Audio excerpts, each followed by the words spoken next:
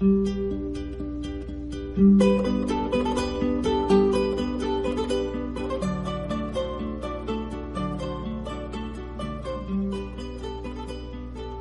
amigos, les saluda Tito Real.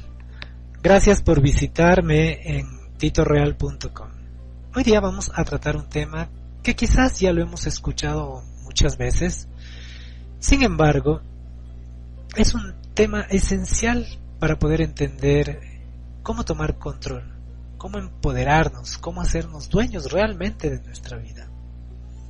La mayoría de las personas hemos pasado por procesos en los cuales creemos que somos impotentes o que no podemos controlar lo que nos está pasando. Si bien existen factores que podríamos llamar aleatorios o que no podemos controlar, en su gran mayoría somos los dueños y dueñas de nuestras vidas. En algún momento hemos cedido el poder a otras personas, a otras situaciones, circunstancias, religiones, cultura, etcétera, etcétera. Pero en algún momento nos tenemos que reapropiar de nuestro espacio, de nuestro cuerpo, de nuestra vida, de nuestras decisiones, de nuestras acciones. Como no podemos modificar todo, desde un lugar de desconexión, primero tenemos que conectarnos. Conectarnos conscientemente con nuestro flujo de pensamientos, tanto conscientes como inconscientes. Existen algunos enfoques terapéuticos que hablan de estas fuerzas que habitan a nivel consciente en nuestro pensamiento y también a nivel inconsciente. Sin embargo, no es únicamente algo como partir las aguas entre lo de arriba y lo de abajo, lo que se ve a simple vista o lo que no podemos ver a simple vista. Es algo mucho más complejo. Es entender primero que gran parte de las construcciones, incluso conscientes que tenemos, no nos pertenecen. Es decir, las hemos absorbido, las hemos heredado, o actuamos y pensamos en función de las creencias de otros y otras. Somos en un 100% responsables de nuestras experiencias y cada uno de nuestros pensamientos está creando continuamente nuestro futuro. Esto es una frase que tenemos que entender para empezar a tratar este tema. Viéndolo desde este punto de vista, te puedes poner a pensar y a detectar cuáles son los pensamientos que están creando actualmente tu presente y probablemente afectarán eso que llamamos futuro. ¿Estás consciente de qué flujo de pensamientos, de qué matices, de qué colores, de qué sensaciones están llenando tu mente? ¿Cómo se transfieren estos pensamientos a tu cuerpo a través del puente emocional? Porque tenemos que entender algo. El pensamiento no es un objeto, es un proceso. Entonces, este proceso que surge a través de la cognición tiene siempre algún tipo de intención. Son mínimos los pensamientos, llamémosles neutros. Mayoritariamente, los pensamientos tienen una polaridad, negativa o positiva. Esta polaridad hace que nuestro organismo tenga reacciones bioquímicas, y estas reacciones bioquímicas son llamadas emociones, porque las emociones no son pensamientos.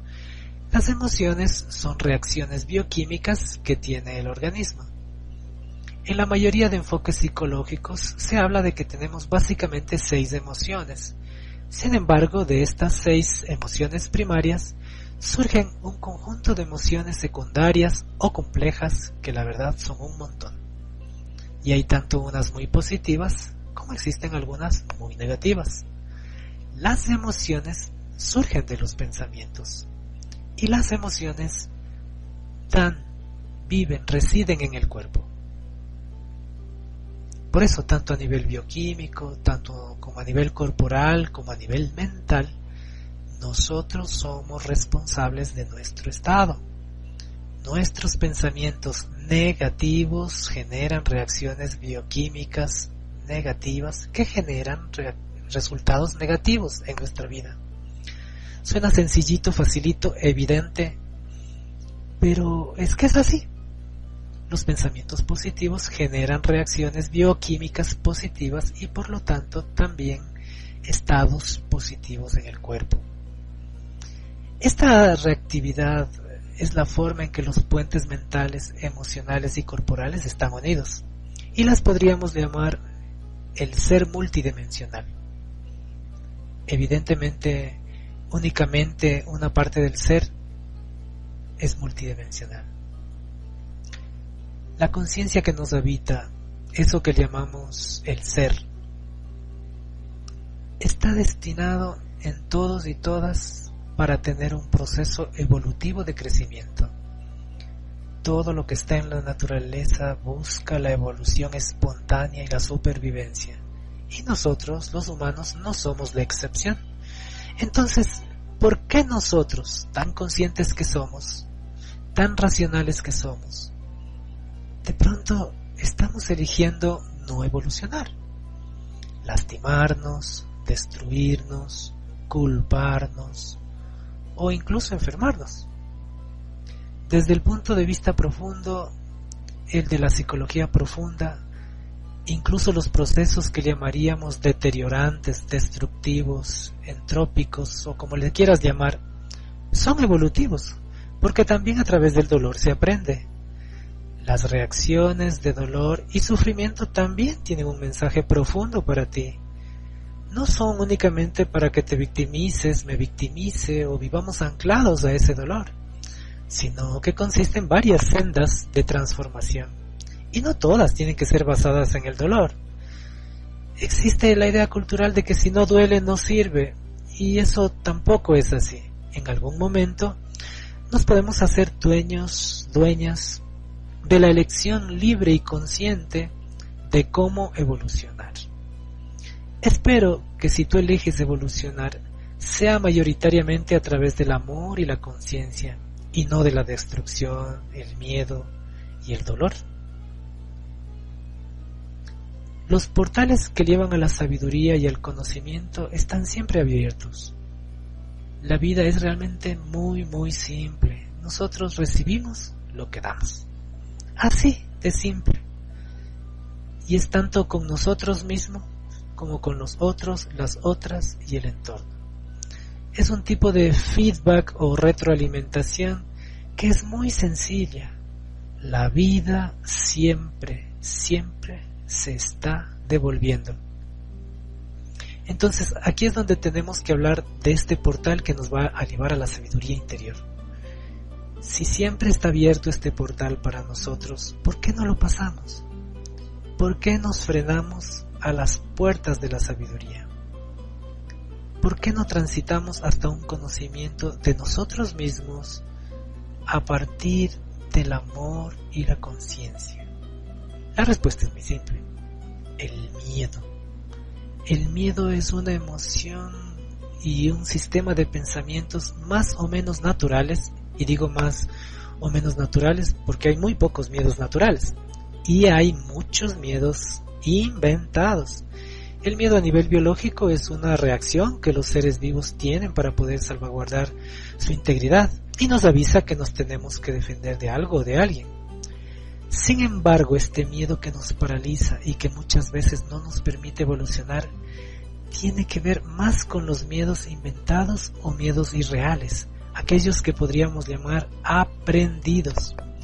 Son herencias muchas veces de nuestros padres, de nuestro entorno familiar, de nuestros sistemas sociales, de nuestras religiones, en fin, de cultura, de muchas cosas. Tenemos que entender que lo primero que tenemos que aprender es aceptar que estamos llenos de miedos que son irracionales y que mayoritariamente no nos pertenecen. Entonces, si es algo que no nos pertenece, tenemos que identificar cómo devolverlos. Para curar algo primero hay que entender ese algo. Curar algo, liberar algo, trascender algo, requiere entendimiento. No sé exactamente si a todos o a todas nos ha pasado más o menos las mismas cosas, pero sí sé que casi a todos y a todas nos ha pasado un conjunto de cosas que podríamos llamar los miedos generales o estos miedos colectivos que han sido transmitidos de generación en generación. Tu pensamiento es un hermoso instrumento de transformación que podríamos llamar incluso mágica. Mágica, una palabra que puede sonar un tanto esotérica, hermética o incluso lejana.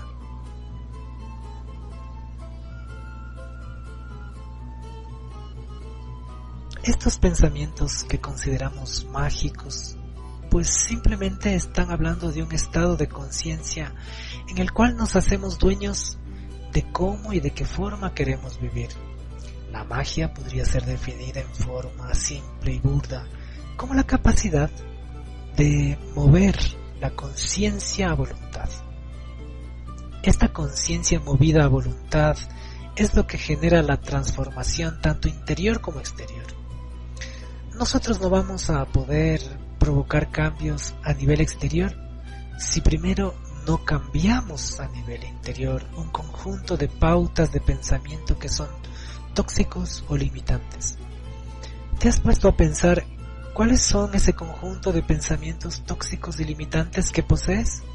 Yo quiero, por ejemplo, hablar un poco de este conjunto de pensamientos tóxicos, limitantes y destructivos, pero también entender que estos pensamientos, que pueden ser tóxicos, limitantes o destructivos, son portales, porque cada herida que nosotros tenemos es un portal de transformación. ¿Cuál es tu portal de transformación? ¿Dónde están tus grandes heridas? ¿Dónde están los dolores grandes del alma? Ahí está la transformación. Solo que el miedo nos hace negarlos, reprimirlos, esconderlos, correr, para que no nos alcancen. La mayoría de nosotros tenemos ideas absurdas de quiénes somos y muchas reglas rígidas sobre cómo se debe vivir. Estas ideas absurdas y muchas veces rígidas son planteadas a veces en algunos enfoques psicoanalíticos como el superyo. El superyo es un conjunto, o más bien una parte de nuestro aparato psíquico, en el cual están los componentes morales y éticos que la cultura en nuestro entorno ha transferido hacia nosotros. Sin embargo, muchas veces este tipo de transferencias no han sido ni empoderantes, ni sanadoras, ni positivas, y aún así las hemos guardado. ¿Por qué? Porque son una herencia. Creemos que al heredar algo tenemos que conservar ese algo. Mayoritariamente este superyo se empieza a configurar desde nuestra más tierna infancia, a través de lo implícitamente dicho, decir lo que se hacía a través de la acción y a través de la ausencia de palabras, y lo que explícitamente a través de la palabra y las reacciones nos hacían sentir nuestros padres. ¿Cuántas cosas traemos cargando que son absurdas y que no nos sirven y que no nos permiten vivir una vida normal? Aquí vienen ideas que tienen que ver con la sexualidad, con la felicidad, con el dinero, la abundancia, las relaciones humanas. Por ejemplo, quizá venimos de una familia o una cultura donde nos han dicho que las personas que tienen mucho dinero son malas y que únicamente la gente con pobreza material es buena. En algunas tradiciones espirituales se habla de forma literal o simbólica de que la riqueza física o la riqueza del mundo es algo un tanto negativo y que tiene que ver con pocos valores espirituales. Quizá aprendimos desde muy pequeños o pequeñas a que ciertas conductas eróticas, sexuales, afectivas, no eran sanas, eran impúdicas o sucias, y las empezamos a almacenar en este saco, por así llamarle, esta bolsa de creencias personales que no eran de nosotros, pero se hicieron de nosotros el momento en que vivieron en nosotros. Para empezar a liberar los pensamientos negativos que nos impiden tener esta acción mágica en el mundo de transformación, tenemos que entender que desde que fuimos muy pequeños aprendimos a sentirnos de una u otra forma incómodos con lo que éramos. Y esto generalmente era porque aprendimos de otros adultos, o más bien de los adultos que nos rodeaban, que algunas cosas de nosotros no estaban bien.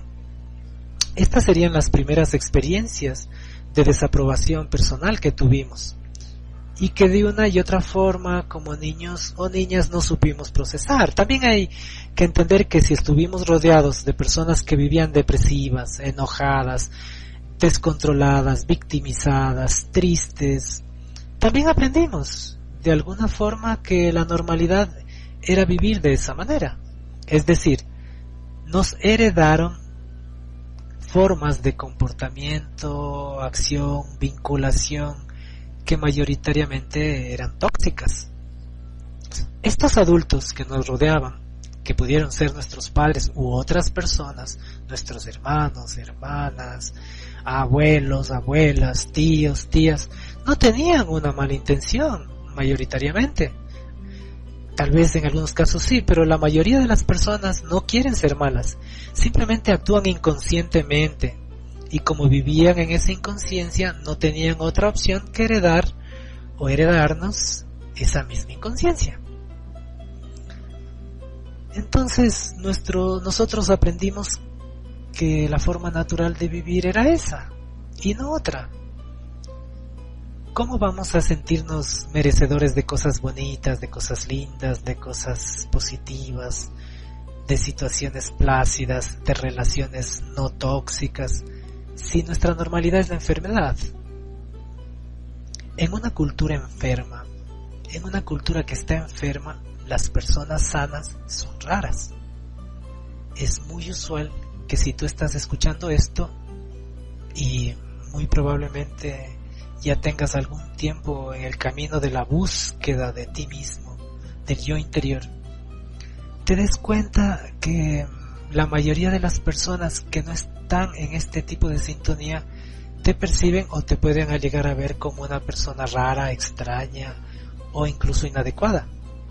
Yo le llamo a esta forma, a esta situación de forma juguetona, como el síndrome del patito feo. En el cuento del patito feo, el patito feo siempre se sentía así, feo, rechazado, atacado, vulnerado, continuamente incluso violentado, y por más que mamá pata trataba de hacerlo sentir bien, pues no era suficiente. Él se sentía tan diferente en el entorno.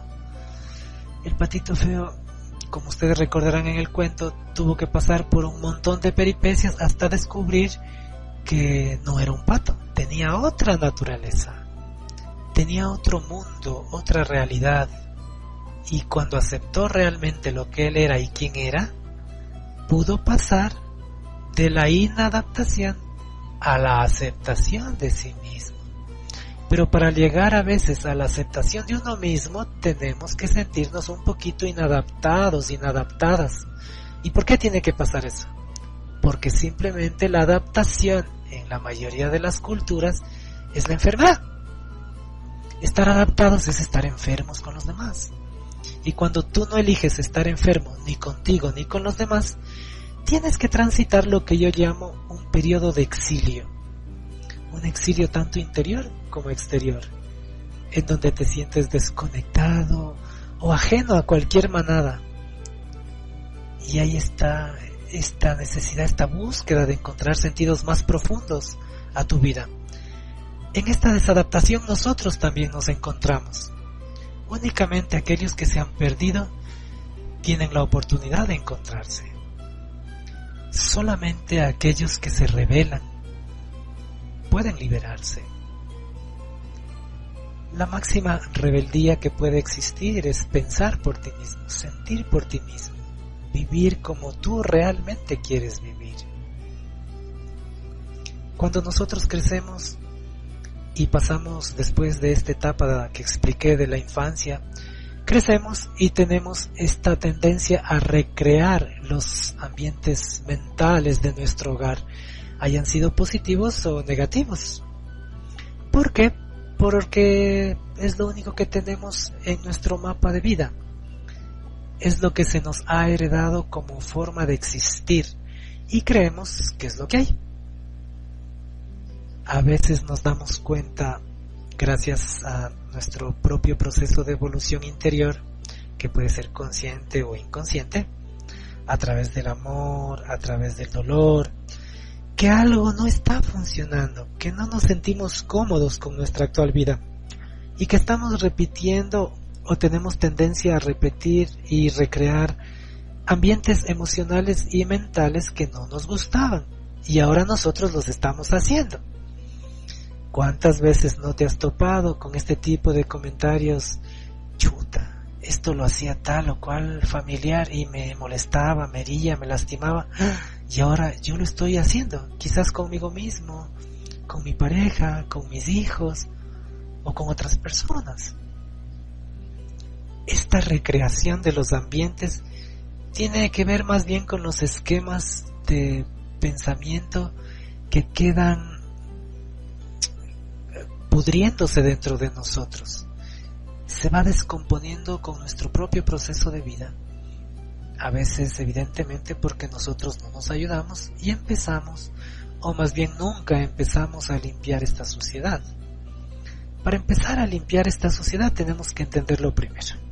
Dejamos de culpar a los otros y nos hacemos conscientes de que somos los únicos y las únicas que podemos transformar lo que no está funcionando en nuestra vida. Si mis pensamientos no funcionan, no tengo que dejar de culpar a mi familia de origen, al sistema, a la religión, a la política internacional, a cualquier cosa externa a ti, porque en el momento que tú culpas a cualquier otra persona o situación, estás cediendo tu poder. Es decir, si las cosas no funcionan por ti. Evidentemente, no funcionan por ti y por mí. Existen situaciones que te llevaron a hacer de esta forma, pero no tienen el poder absoluto de mantenerte en esa forma. Hay una frase que creo que puede encerrar esta reflexión y es de entender que nuestra familia es nuestro origen. Nuestra familia es nuestro origen, pero no es nuestro destino. Entonces tú puedes elegir, y realmente aquí es cuando te das cuenta que el primer paso de liberación es dejar de culpar a los otros y abandonar el poder, la posición de víctima para abandonar el poder de que me sigan controlando. Parece simple, pero no es tan simple. ¿Por qué no es tan simple? Porque mayoritariamente preferimos seguir culpando al otro para no hacernos responsables de nuestra propia vida, de lo que nos está pasando. Pero eso a largo plazo duele más. A eso a largo plazo le llamamos más destructivo. Entonces lo primero que tenemos que hacer es disponernos a liberar y ser liberados, liberar los esquemas de comportamiento que hemos repetido, que no me sirven evidentemente y que puedo, claro, si así lo deseo, liberarlos. Dejo de culpar al otro y estoy dispuesto y estoy dispuesta a dejar de ser un niño herido o una niña herida, a dejar de ser una víctima ante el otro y transformarme en un co-creador o co-creadora de tu propia vida. ¿Qué pasa cuando esto no funciona? ¿Qué pasa cuando yo no estoy dispuesto todavía a liberarme de seguir culpando a los demás? Bueno, lo que pasa es que mi cuerpo, evidentemente, mis emociones, mis pensamientos, mis relaciones, mi vida toda no va a funcionar muy bien. No tenemos que tener una vida perfecta para tener una vida plena, no hay que confundirse. No estoy hablando de tener una vida idealizada como en las películas de Hollywood o como nos venden en los libros románticos. La vida real no es miel sobre cereal. Una vida real y plena, claro que va a tener, sí, sus disonancias, sus sufrimientos. pero no significa que estas disonancias, estos sufrimientos, se conviertan en el común de mi vida, el común de tu vida. Van a ser parte, pero no van a controlar tu vida. Es decir, otro paso después de esta liberación y aceptación de que somos responsables de lo que nos está pasando, es entender que no tenemos por qué tener ideas absurdas e irreales acerca de lo que es la felicidad. Porque mucha gente sufre por no tener la felicidad que le han vendido como concepto, pero que es totalmente ajena a la realidad. Una vida plena no tiene por qué ser perfecta, y eso es algo que tenemos que meternos en la cabeza. Una vida plena no tiene por qué ser perfecta, y eso es algo perfectamente natural. La naturaleza está llena, así como las estaciones del año, de ciclicidades, de sub y bajas. A veces nos toca estar arriba, a veces abajo, y a veces hay todo un proceso que pareciera un invierno muy largo, por ejemplo, pero se va a acabar. Pero hay gente que ya le pasó el invierno y todavía se sigue recordando y sufriendo porque tuvo un invierno muy largo. ¿Sí me explico? Tienes que decidir en algún momento liberarte de esto e intentarlo. ¿Qué pasa con mi cuerpo? ¿Qué pasa con mis relaciones? ¿Qué pasa con mis pensamientos? ¿Se parecen a lo que yo vivía de niño o de niña? ¿Son lo contrario porque traté de hacer una sobrecompensación tal vez de esto? Porque hay que entender que también a veces la repetición tiene que ver con sobrecompensación, es decir, no hacemos lo que hacían nuestros padres o nuestros cuidadores, sino todo lo contrario, en un sentido desequilibrante. Y si estábamos muy reprimidos de niños, nos hacemos extremadamente liberales, casi al borde de la autodestrucción. Y si tal vez éramos muy estables en nuestro sistema familiar de niños, nos volcamos a vivir en una inestabilidad como rutina. Es decir, también a través de esta sobrecompensación de lo que no tuvimos, nos podemos empezar a autodestruir. Y no se trata de esto, se trata de entrar en un justo medio, que sería este justo medio sanador, restaurador, curativo, que tiene que ver con el entendimiento de lo que nos sucedió. Pero ese entendimiento necesita establecerse en el pasado como una guía, pero no como una forma de vida. Entonces aquí tienes que repetirte continuamente: el pasado no tiene poder sobre mí. Y es que realmente el pasado ya pasó, no tiene poder sobre ti. Ojo, a menos que tú así lo quieras. ¿Quieres seguir enojado o enojada por esa pelea que pasó hace 3 años? Si ya sufriste algún abuso o alguna violencia en tu vida, ¿quieres seguir recordándola durante todos los días de tu vida? ¿Quieres seguir guardando el resentimiento? ¿Dejar que se pudra dentro de ti? ¿Por qué elegiríamos, si ya fuimos lastimados todos y todas en algún momento de nuestras vidas, seguir lastimándonos con el mismo pensamiento? Bueno, porque estamos dando todavía poder al pasado para que nos domine, nos someta y nos destruya en el presente.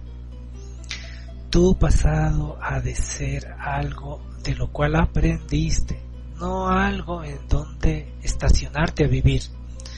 No es necesario vivir en el pasado. ¿Cómo podemos liberar el pasado? Bueno, ese es un tema algo complejo y vamos a hacer otro podcast, otra grabación exclusivamente sobre ese tema. Pero creo que una forma importante de liberar el pasado es invitándome conscientemente a vivir en el presente.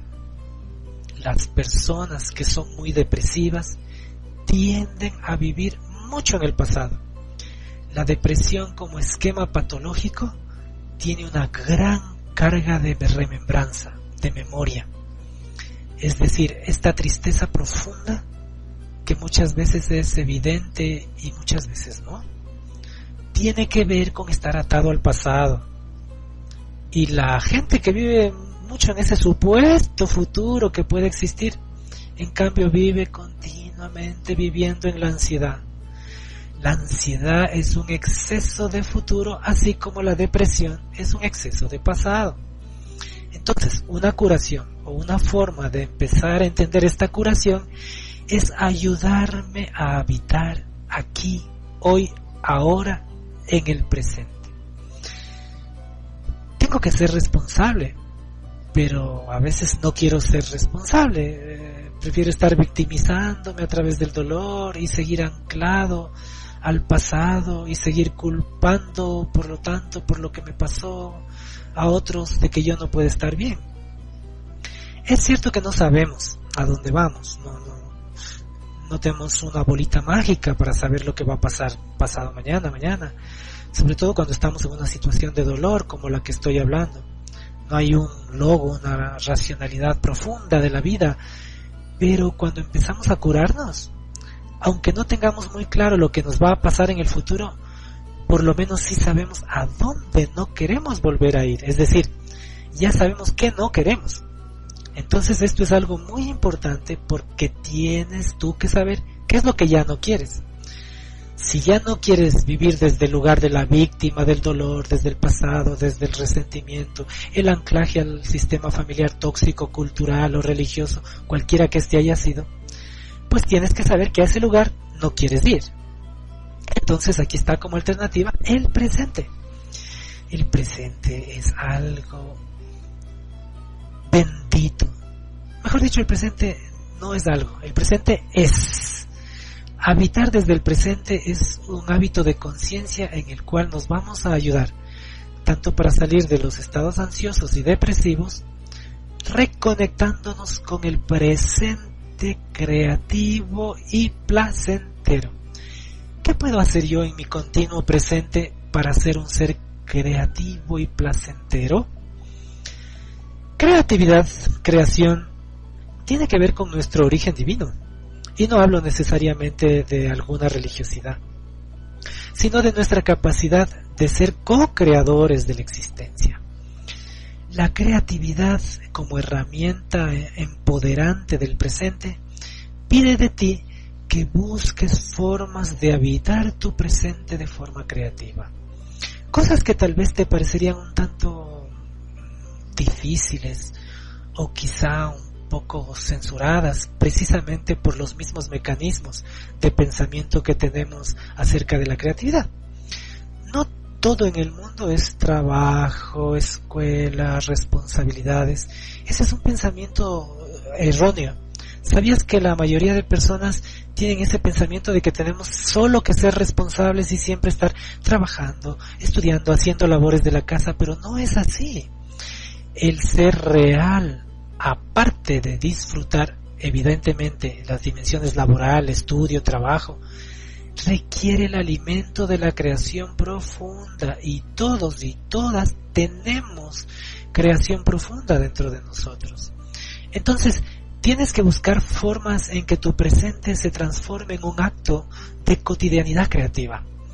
¿Sabes? Puede ser empezar a pintar a través de una lectura que edifique tu interior, puede ser a través de bordar, a través del ejercicio, del yoga, tai chi, de otras técnicas curativas, de otras herramientas creativas, de la música, de la danza.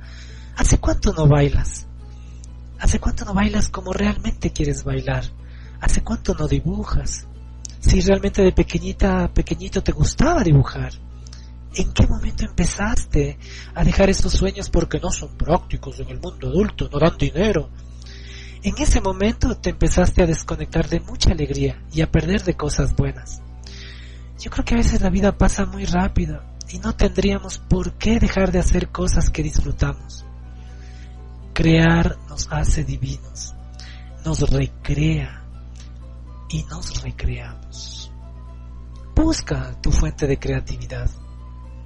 Busca en donde te sientas bien. El otro, el placer. El placer consciente. No estoy hablando de hedonismo, de un placer por placer vacío, basado en la evasión, el que se da a través de la droga, del alcohol, de comprar compulsivamente, sobrecompensar, sustituir la libido. No hablo de ese tipo de placer. Hablo de realmente lo que te da placer sin destruirte. Un placer sano que tiene que ver con un placer no destructivo. ¿Qué te gusta hacer? ¿Qué te gusta sentir? ¿Qué te gusta escuchar? ¿Con quién te gusta estar? ¿Es placentero estar con tu pareja? ¿Es placentero estar en el colegio que estás? ¿Es placentero estar en el trabajo en el que estás? Si la respuesta es sí, chévere, genial, qué bueno. Vamos por buen camino. Si la respuesta es no, muévete. ¿Por qué tendrías que dejar que más tiempo de tu vida siga transcurriendo y no hagas lo que realmente está conectado al placer que le llamaríamos instinto profundo de bienestar? ¿Tiene corazón este camino? Si el camino es bueno, sí. Si no, de nada sirve. Uno tiene que hacerse este viaje vital conscientemente a través de nuestros pensamientos, emociones y acciones, sin tener que sentirnos atados a las acciones, pensamientos de nuestra familia o del entorno. Pero para esto tienes que ser un poco valiente o muy valiente. Entendiendo este punto, hasta aquí podrías reflexionar cómo andas con tu creatividad, cómo andas con tu placer. Entonces, en función de cómo creas y cómo sientes el placer o el eros de la vida, vas a tener tus pensamientos. Entonces tus pensamientos van a generar emociones que van a afectar a tu cuerpo y que van a afectar la forma en que te relacionas con las demás personas. Una llave simple, práctica y sencillita. ¿Qué vamos a hacer? ¿Vamos a seguir ahí? ¿O tenemos ya ganas de movernos? Es más fácil seguir culpando y responsabilizando a los otros. ¿O ya es tiempo de hacernos responsables y dejar de entender que si seguimos siendo niños heridos desde adentro, seremos adultos infelices? Detrás de todos los adultos infelices que conozco, siempre hay un niño o una niña herida. Pero también atrás de esa infelicidad hay un umbral, hay una puerta, hay un portal hacia la transformación. Este juez interior, y digo, así le vamos a llamar para no meternos en mucha psicología profunda ni en palabras complejas. Este juez es lo que tiene mayoritariamente censurado a nuestro niño interior y lo que provoca infelicidad.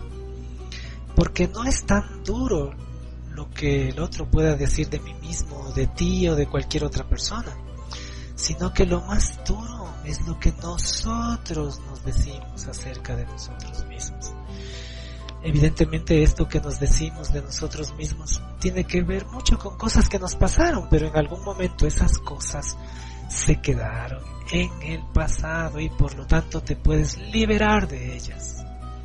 Esta estructura psicológica que me gusta llamar juez interior, que evidentemente está muy configurado a través del super yo, esta estructura muy freudiana, es una estructura psíquica destructiva mayoritariamente. Si bien tiene funcionamientos cuando está sano, de regulación psíquica, mayoritariamente es destructivo y tiene que ver con un dedo que continuamente nos está apuntando, señalando, juzgándonos lo estúpidos, lo incompetentes, lo idiotas, lo malos que somos, lo feos que somos. Este autocrítico, este juez tiene más bien que ver con, no necesariamente con una carencia de amor, de afecto, sino más bien con un autoconcepto un poco empobrecido de nosotros, porque no es lo mismo la autoestima que el autoconcepto, y el juez se alimenta de los autoconceptos heridos, desfigurados. El autoconcepto se formó a través de lo que los demás decían que yo soy, y a través de esas palabras se transformó en sistemas de pensamiento que dicen lo que yo soy ante el mundo y ante mí mismo. Y a todos nos gusta pensar que somos más, que somos personas agradables, creativas, productivas, con talentos únicos. Pero fíjate que la mayoría de las personas en el fondo hemos llegado a pensar que todo lo contrario, que no somos ni interesantes, ni creativos, ni buenas personas, y nos vemos muy menoscabados, menospreciados. Este juez interior tiene una voz y un discurso y un flujo de pensamiento que genera el desdoble emocional y posteriormente nuestra relación con nuestro cuerpo y nuestro entorno. ¿Cómo le hacemos para entender a nuestro juez interno? Bueno, te tienes que quedar en silencio interior. Cuando haces un poquito de silencio por dentro te vas a dar cuenta de algo. Ese juez interior crítico tiene una voz específica o varias voces y tiene formas de hablar específicas y en diferentes circunstancias las cambia o las matiza. A veces la voz del juez de interior es un profesor o profesora que tuvimos que fue muy castrante. A veces es la voz de nuestros ancestros, que nos está juzgando por ser inapropiados. A veces es una figura religiosa que nos dice que somos pecadores, que nos va a ir muy mal. A veces quizá son voces que se han entremezclado con un montón de personajes y situaciones que nos han juzgado. Pero si tú haces un poco de trabajo consciente y te pones silencioso a nivel interior, vas a detectar quién es o cuál es el rostro de tu juez a nivel un tanto arqueomitológico o a través del simbolismo de la psicología profunda. Este juez va a tener muchas características hibridadas, es decir, combinadas entre lo que tú eres, como si fuera combinación con personas que en circunstancias fueron destructivas contigo. Algo así como un monstruo que formaste con todos los contenidos traumáticos que empobrecieron todo tu concepto. Escúchalo, él también tiene un mensaje que decirte. Él no te va a decir cosas lindas, casi nunca, pero a través de esta función psíquica destructiva, tú puedes detectar a tu juez interior y ver qué palabras tóxicas usas para referirte a ti. Esa voz de quién o de quiénes proviene. Si tuvieras que visualizarlo como algo, alguien, ¿quién sería? ¿En qué circunstancias sale más a flote y en qué circunstancias se queda más callado? Estas preguntas son preguntas de análisis, son preguntas para analizar y analizarnos nosotros mismos. Entonces, analizándolas y sobre todo contestándolas, vamos a poder tener enfrente al juez interior y decirle alto. Y decirle, yo soy el dueño de mi vida, yo soy la dueña de mi vida, alto. No es decirle no, porque la mente no funciona así. El no es una abstracción. La mente no trabaja a punta de no. Si uno dice no quiero estar enfermo, si uno dice no quiero juzgarme, en realidad a veces lo que estamos diciendo es quiero estar enfermo, quiero juzgarme. Porque lo que resistes persiste. Hay una persistencia en la resistencia, Entonces tienes más bien que formular formulaciones afirmativas de protección y confrontación al juez interior. Si el juez interior te dice otra vez volviste a hacer esto, claro, es que eres muy estúpido, muy estúpida, esto de ley iba a pasar. Tú, en lugar de decirle no soy estúpida, le tienes que contestar de forma consciente hacia tus adentros y a veces hasta hablar, escribir como tú lo sientas. Yo soy una persona creativa, yo tengo derecho a equivocarme y puedo solucionar mis problemas, puedo corregir mis equivocaciones. Es una forma de rebeldía consciente, pero sin enojo. No es ese enojo tóxico, es diferente el enojo al coraje. Coraje significa tener una voluntad firme para afirmarte ante ese juez interior. y cada vez se hace más pequeñito y más pequeñito y más pequeñito, hasta que ya puedes detectarlo cuando va a hablar e incluso calearlo antes de que quiera hablar, y tú limpiar ese flujo mental que por lo tanto desdoblará, se convertirá en buenas emociones y posteriormente en buenas condiciones físicas, corporales y en relaciones humanas satisfactorias y con todo el mundo. Claro está. Es un tema que estoy tocando de una forma evidentemente muy simplista y muy escueta, porque en realidad este es un tema muy profundo, muy complicado desde el punto de vista teórico. Pero quisiera compartirte estas palabras e ir cerrando esta primera parte del curso de desarrollo personal, reiterándote que puedes ser feliz, que esa es la opción.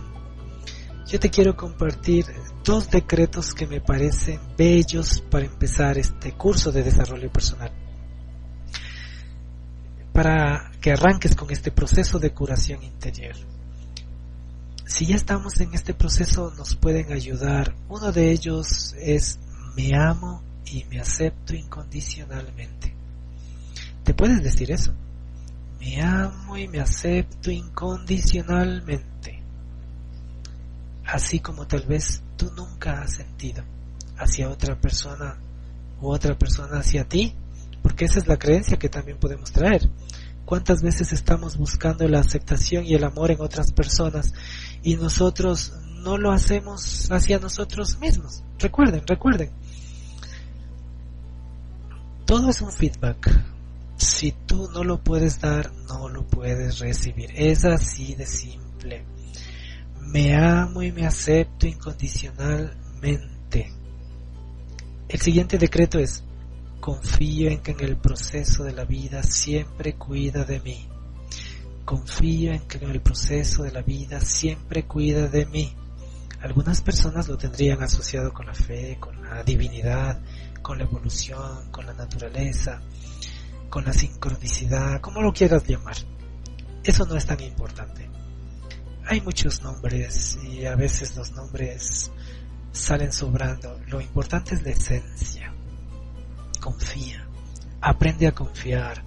Es normal que nos equivoquemos, es normal que algo no salga como lo planteamos, pero hay un proceso que cuida de todo lo que existe y tú no eres la excepción. Confía en que el proceso de la vida siempre cuida de ti.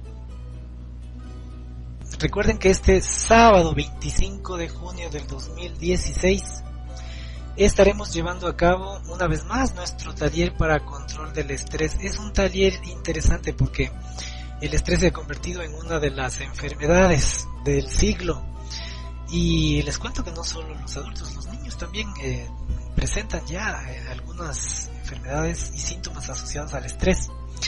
Les queremos invitar para este taller que vamos a hacer el sábado 25 de junio del 2016 para que aprendan algunas técnicas de meditación, de relajación, de concentración, algunas técnicas también racionales que les ayuden a convertir al estrés no en un enemigo, no en un factor de enfermedad, sino más bien en su aliado. ¿Cómo sacarle provecho al estrés? Aquí no se trata de verle al estrés solo como algo que hay que evitar, a lo que hay que cerrarle todas las puertas, ¿no? Más bien el enfoque que nosotros le damos es que al estrés se le puede convertir en un aliado, se le puede controlar, se le puede dominar. Podemos montarnos sobre el estrés y conseguir nuestras metas. Anímense. Ahí tienen el formulario para inscripción y por supuesto que vamos a pasar un día hermoso. Hacemos el taller en una hostería en las afueras de Quito, por el noroccidente de la provincia. Y ustedes no tienen que preocuparse absolutamente nada porque todo está coordinado desde el transporte, los recogemos desde su domicilio y nos vamos allá todo lo que es alimentación, materiales de trabajo, hay algunas actividades al aire libre también que combinamos junto con las clases magistrales. Es un día maravilloso, un día en el que se olvidan absolutamente de los factores estresantes y una vez que están libres de esa influencia negativa es más fácil que aprendan cómo controlarlo. Anímense y nos vemos ese día en el taller que vamos a hacer. Un abrazo.